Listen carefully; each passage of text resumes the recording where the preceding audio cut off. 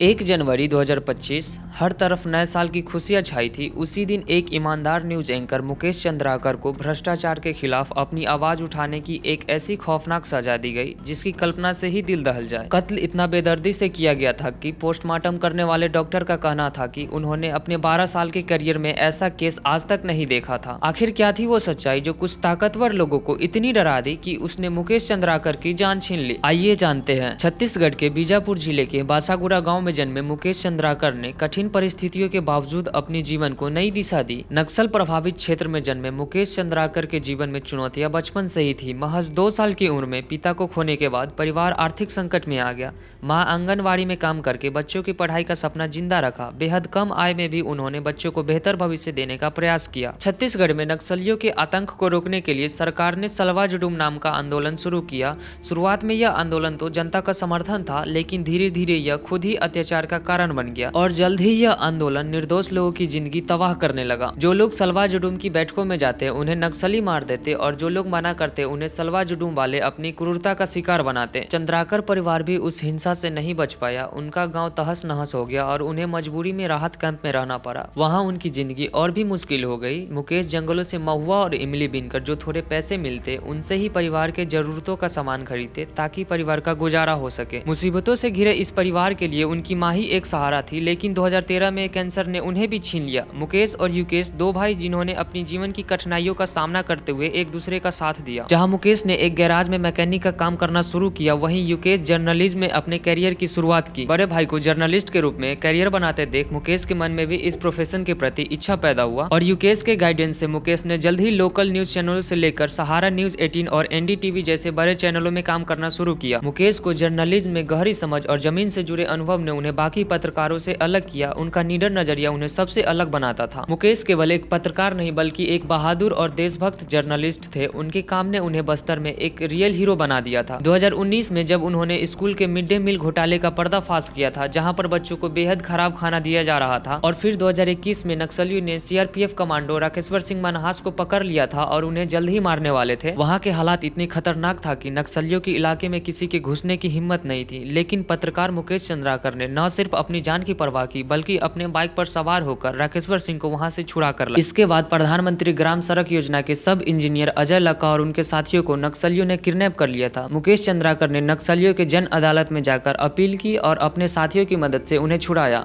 मुकेश ने बस्तर के भ्रष्टाचार और परेशानियों को पर्दाफाश करने के लिए उन्होंने बस्तर जंक्शन नाम का यूट्यूब चैनल शुरू किया। इस चैनल पर उन्होंने अपने जिले के मुद्दों को बेखौफ तरीके से उठाया, सिस्टम और करप्शन की नींव हिलाने का काम शुरू किया। और अब आया वो दिन, यानी कि 1 जनवरी 2025 की शाम मुकेश चंद्राकर को एक फोन कॉल आया। कॉल पर बात करने के बाद उन्होंने घर से निकलते हुए कहा, मैं किसी काम से बाहर जा रहा हूँ और जल्द ही वापस लौट आऊंगा। यह बात इतनी नॉर्मल थी कि किसी का ध्यान नहीं गया और जब वह रात भर नहीं लौटे, फिर 2 जनवरी 2025 की सुबह 9 बजे के आसपास जब युकेश ने अपने छोटे भाई मुकेश को कॉल किया तो उनका फोन स्विच ऑफ आ रहा था। एक दिन पहले ही दोनों मिले थे तो युकेश को लगा कि मुकेश कहीं न्यू ईयर की पार्टी करने बाहर गए होंगे, लेकिन आधे दिन गुजरने के बाद भी मुकेश का फोन ऑन नहीं हुआ और वह घर वापस नहीं आए तो युकेश की चिंता बढ़ने लगी, खासकर बस्तर जैसे नक्सली प्रभावित इलाके में। इसलिए युकेश सभी परिचित लोगों को कॉल करके मुकेश के बारे में पता करना शुरू करते हैं, लेकिन किसी के पास मुकेश की कोई जानकारी नहीं थी। अब शाम ढल गई थी और मुकेश अभी भी लापता थे। अब यह मामला काफी गंभीर होता हुआ नजर आने लगा था, इसलिए युकेश ने शाम के 8 बजे के आसपास मुकेश की गुमशुदगी की रिपोर्ट बीजापुर थाने में दर्ज करवाई। पुलिस ने रिपोर्ट दर्ज करने के साथ ही मामले की गंभीरता को देखते हुए तुरंत पुलिस की टीम रवाना हुई और अलग अलग जगह पर मुकेश को ढूंढा जाने लगा। और इधर युकेश ने गूगल से मुकेश की एक्टिव लोकेशन निकाल ली। वह 1 तारीख की रात को बीजापुर के चट्टानपारा बस्ती में सुरेश चंद्राकर के फार्म हाउस के पास थे। सुरेश चंद्राकर के फार्म हाउस की अच्छे से तलाशी ली। जांच के दौरान कुछ हाथ नहीं लगा, लेकिन सेप्टिक टैंक के ऊपर की नई फ्लोरिंग ने पुलिस और पत्रकारों की शक की सुई वहीं अटका दी। सोचने पर मजबूर कर दिया, आखिर हाल ही में इसे क्यों रिनोवेट किया गया। और आखिरी बातचीत जो मुकेश ने रितेश चंद्राकर से की थी, इसके बाद टोल प्लाजा के सीसीटीवी कैमरे में रितेश चंद्राकर थार गाड़ी में नजर आया। जांच से पता चला उसने दिल्ली जाने की तैयारी कर ली थी और रायपुर एयरपोर्ट से फ्लाइट की टिकट बुक थी। पुलिस ने तुरंत एयरपोर्ट पहुंचकर उसे गिरफ्तार किया। सवाल जवाब के दौरान उसने कई बहाने बनाए, लेकिन जब लोकेशन और कॉल रिकॉर्ड उसके सामने रखे गए तो वह सच उगलने पर मजबूर हो गया। रितेश ने बताया उसने 31 दिसंबर 2024 को नए साल के जश्न मनाने के बहाने मुकेश को फार्म हाउस पर बुलाया, लेकिन मुकेश काम में बिजी होने के कारण उस दिन नहीं आ पाए। इसलिए अगले दिन यानी 1 जनवरी 2025 को रितेश ने कॉल कर मुकेश को खाने खाने के बहाने उसी फार्म हाउस पर बुलाया। देर रात जब मुकेश सुरेश के फार्म हाउस पर पहुंचा तो वहां पे रितेश और फार्म हाउस का सुपरवाइजर महेंद्र राम टेके पहले से मौजूद था। बातचीत के दौरान दोनों ने रॉड उठाई और मुकेश पर हमला बोल दिया। मुकेश ने अपनी पूरी ताकत से लड़ने की कोशिश की लेकिन उनका हाथ टूट गया।